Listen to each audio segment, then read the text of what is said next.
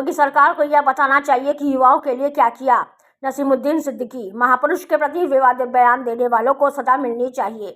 खबर गोंडा जिले से है, जहां 8 साल बेमिसाल की बात कर अपनी उपलब्धियां बताने वाले योगी आदित्यनाथ 8 लाख करोड़ का बजट पेश करने वाले 9 लाख करोड़ के कर्ज पर मौन साधे बैठे हैं। प्रदेश के योगी आदित्यनाथ की सरकार के 8 साल पूर्ण होने पर सरकार हर जिले में कार्यक्रम का आयोजन कर उपलब्धियां गिना रही, तो अखिल भारतीय कांग्रेस के प्रदेश अध्यक्ष अजय राय के द्वारा पार्टी प्रदेश के सभी मंडल मुख्यालयों पर कार्यक्रम आयोजित कर मीडिया के माध्यम से भाजपा से 8 सवाल कर सरकार के उपलब्धियों का पोल खोल रही है। इसी क्रम में प्रदेश सरकार के पूर्व मंत्री कांग्रेस नेता नसीमुद्दीन सिद्दीकी ने जिला कांग्रेस भवन में मीडिया से बातचीत करते हुए योगी आदित्यनाथ से 8 सवालों का जवाब मांगते हुए कहा कि मुख्यमंत्री योगी आदित्यनाथ यह बताए कि आज प्रदेश के युवाओं का भविष्य अंधकार में है, किसान मजदूर बदहाली पर हैं। इतना ही नहीं, पूरे प्रदेश की तरफ से एक सवाल है कि प्रदेश में सद्भाव बिगाड़ने का क्या राज्य प्रायोजित अभियान चल रहा है। बहराइच में हुए दंगे में प्रशासन व पुलिस की भूमिका संदिग्ध है। संभल का मामला हो, कुशीनगर बिना कानूनी प्रक्रिया को पूरे किए मस्जिद गिरा देने का मामला हो, मथुरा से विवाद पैदा कर सामाजिक ताने बाने को छिन्न भिन्न कर केवल वोट की राजनीति कर रही भाजपा के योगी आदित्यनाथ सरकार। प्रदेश के मुख्यमंत्री योगी आदित्यनाथ भ्रष्टाचार मुक्त प्रदेश का दावा करते हैं। उत्तर प्रदेश भ्रष्टाचार युक्त कैसे हो गया? जीरो टॉलरेंस की बात करने वाले योगी जी को यह बताना होगा कि कैसे यह प्रदेश अपराध प्रदेश से तब्दील में हो गया। योगी यह दावा करते हैं कि प्रदेश में अपराध खत्म हो चुका है, मगर समाचार पत्रों और चैनलों की ओर से नजर आ जाती है तो प्रत्येक दिन किसी न किसी जगह अपराध की कहानी लिखी होती है। एनसीआरबी के आंकड़े कहते हैं कि महिलाओं के प्रति होने वाले अपराध में 15% अकेले उत्तर प्रदेश में हो रहे हैं। जैसे दलितों की बारात रोकना, उन पर हमला करना, उन्हें घोड़े न चढ़ने देना इस सरकार में गुनाह होने लगा है। खत्म, प्राइवेट में गया आरक्षण खत्म, सरकारी में आरक्षण है ना। यह साजिश सबको समझनी होगी। हमारे शेड्यूल कास्ट, शेड्यूल ट्राइब और पिछड़े वर्ग के लोगों को खास तौर पे कि आपके अधिकारों पे, आपके बच्चों के अधिकारों पे कुठाराघात है। यह आपके भविष्य को यह भाजपा सरकार अंधकारमय बना दिया है इसने। यहां वोट की राजनीति अभी मैं नहीं कर रहा हूं, अभी इनकी करतूत बता रहा हूं।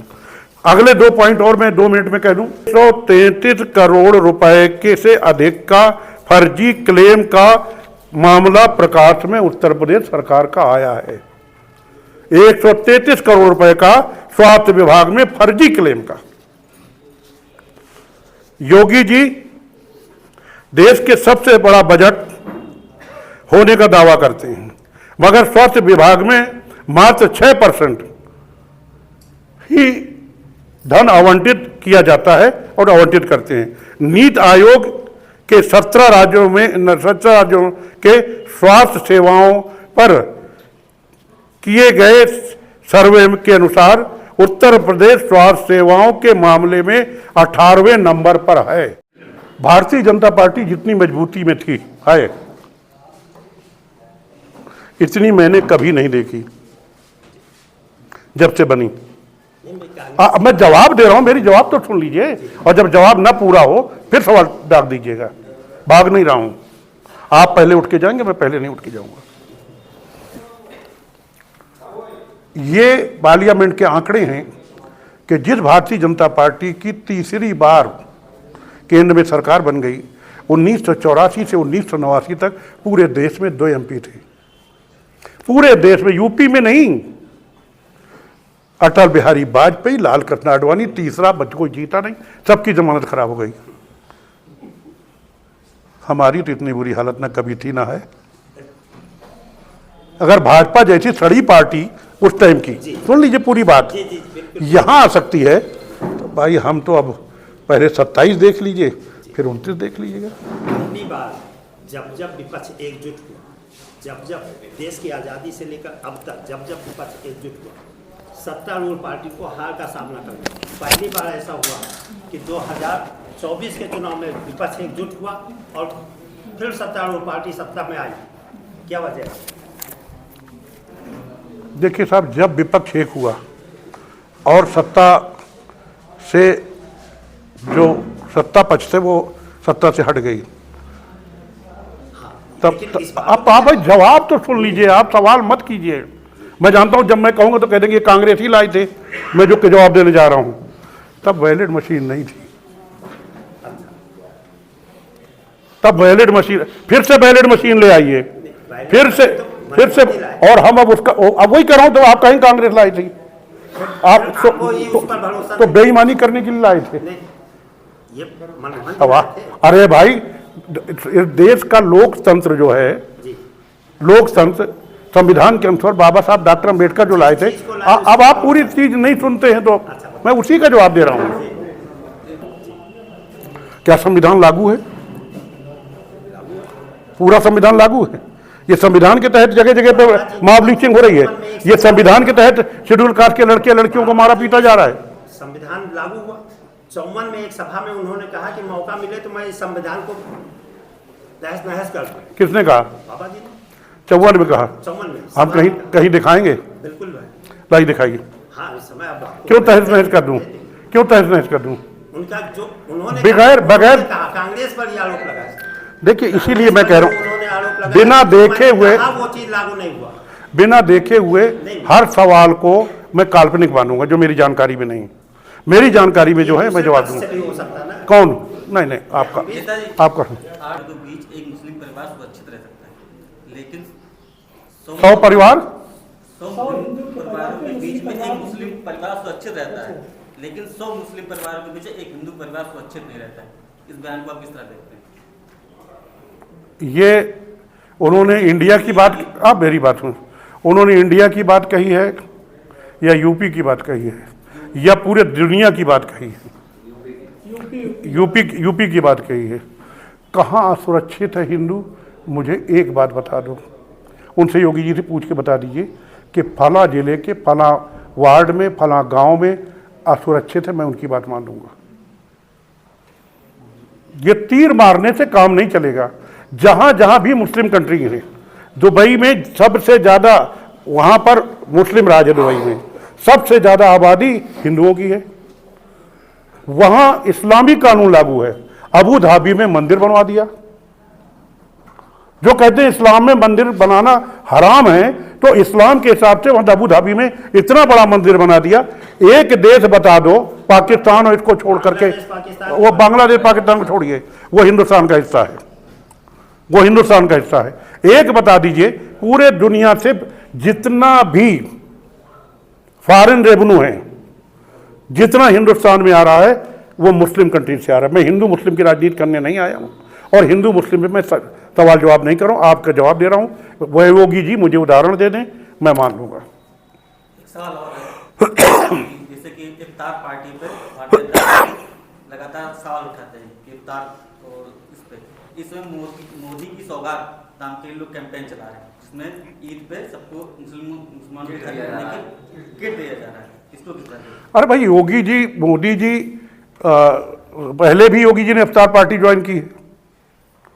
इससे पहले मोदी जी तो रुमाल डाल के, टोपी लगा के, वो तो इफ्तार पार्टी ज्वाइन कर चुके हैं। तो पहले मोदी जी को समझा लें, फिर हमसे बात करें। अपने गुरु को समझा लें पहले, फिर हमसे बात करें ना। देखिए साहब, ये दिल वालों की बस्ती है, बीजेपी जो है, ये दिल वालों की बस्ती है। अजब है दास्तां इसकी, किसी से दिल नहीं मिलता, कोई दिल से नहीं मिलता। 1 महीने में देख लीजिएगा। आखिरी सवाल है। हाँ, आखिरी आपका होगा, बाकी लोगों का हो रहा है। जैसे कि आपने पूरे विस्तार से 8 साल के बारे में बताया, अगर 2 लाइन में डिस्क्राइब करना हो? प्रदेश के लोग त्राही त्राही कर रहे हैं, जंगल राज कायम है, कानून नाम की कोई चीज नहीं है, और झूठ का पुलिंदा बना करके लोगों को वितरित किया जा रहा है। दे देना चाहिए। अब आप जो पूछना चाहते हैं, नेता है जी? तरुण पटेल जी, आपकी पार्टी के, हाँ, उन्होंने राणा सांगा के ऊपर विवादित बयान दिया है, क्या ये उचित है? देखिए, मुझे नहीं पता है कि किसने क्या बयान दिया है। आप बोल रहे हैं, पहले तो मुझे आप दिखा दें कि उन्होंने क्या बयान दिया। अगर किसी भी महापुरुष के बारे में, मैं तरुण पटेल से हट करके बात कर रहा हूं, तरुण पटेल का तो ये मुझे दिखा दीजिए, तब मैं सही जवाब दूंगा। उनका व्यक्तिगत है कि पार्टी का है, सही है कि गलत है, मैं तब जवाब दूंगा जब मैं देख लूं। लेकिन एक जनरल बता दूं, कोई भी व्यक्ति किसी भी महापुरुष के बारे में,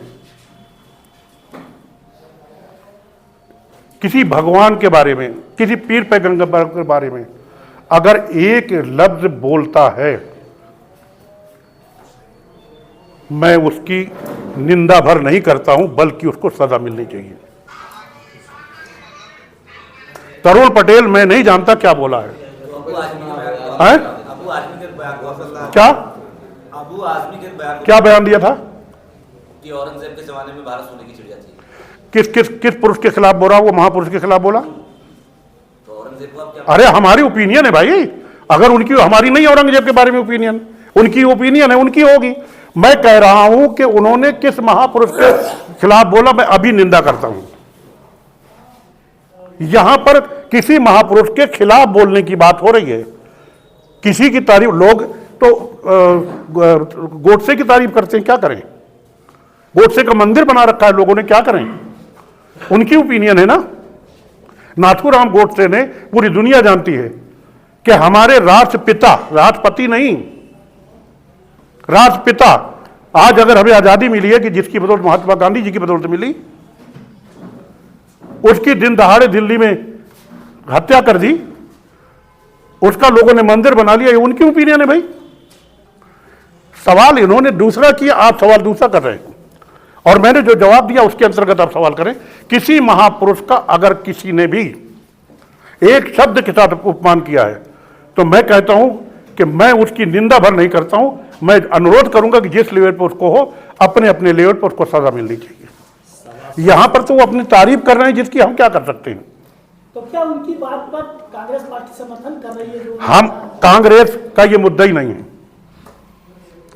हमारे मुद्दे ये 8 हैं, कांग्रेस का ये मुद्दा ही नहीं है।